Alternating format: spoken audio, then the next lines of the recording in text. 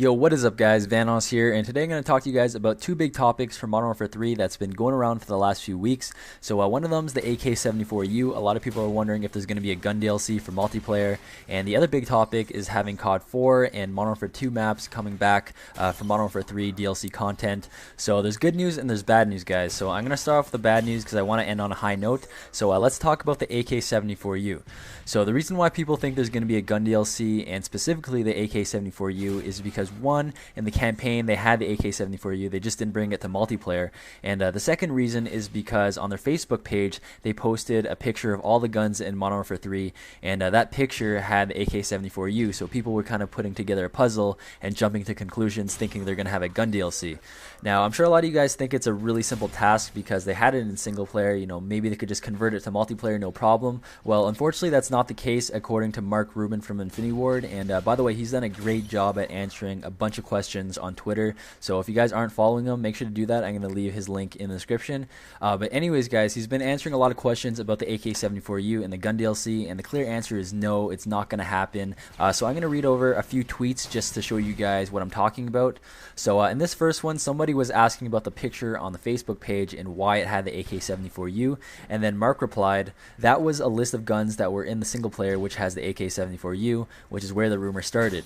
And over here in another tweet, he actually explains why there could not be a gun DLC. So he says that the problem is the map, characters, guns, etc. take up almost all the available RAM, so no space for new guns.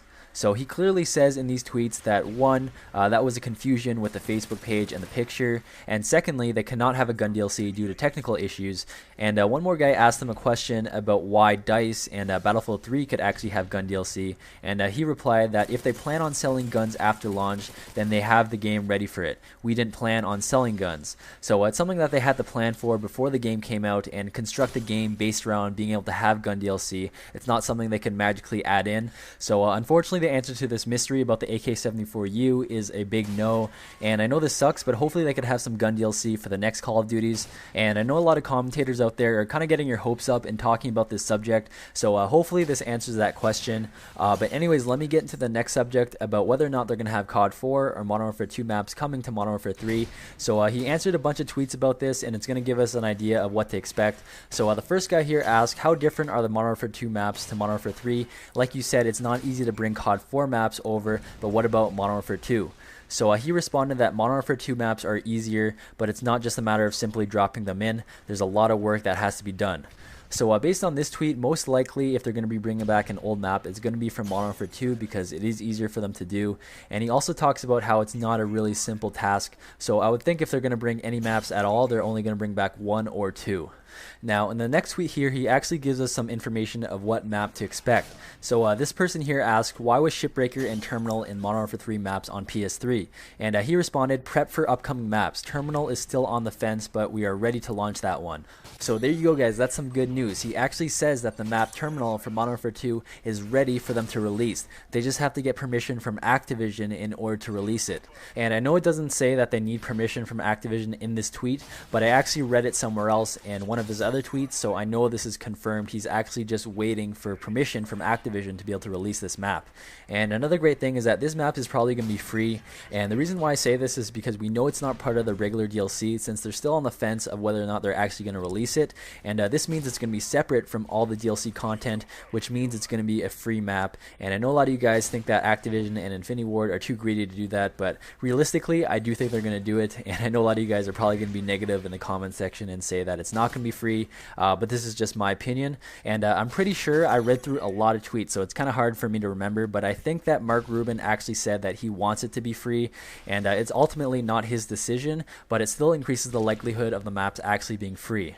But anyways, going back to the tweets here, somebody asked about Rust and Shipment, and he answers that Rust and Shipment were on a wish list but are not in development. So it's something that they hope for and would like to bring to Modern Warfare 3, but they're not working on it at the moment, so it's not something that I would keep my hopes up for, just something that, maybe we could see later in the future as a bonus.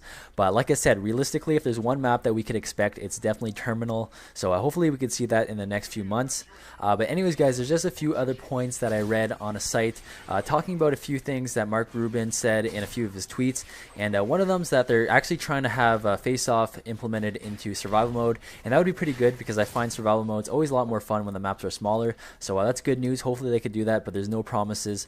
And one more thing is that they actually just had a patch update, and the only thing that's worth mentioning is the fact that they reduced the blast radius of Deadman's Hand by approximately 25%. So this is great news, even though I think it's bullshit that they have that thing in the game. But anyways guys, hope you enjoyed this video, and I hope it was informative. I know a lot of commentators haven't talked about these subjects yet, so I would really appreciate if you guys could leave a thumbs up, show your support for the channel. And if you guys have some more time, make sure to go check out the other videos right here. I have a pretty sweet shotgun montage and another video talking about some zombies confirmed information.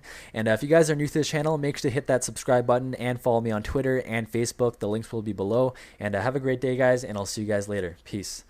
Yeah, cause I got it like that. Flow so smooth like I got it on tap. Yeah, and I'ma say it be a good night while I'm on my Yingling, while I'm drinking Bud Light.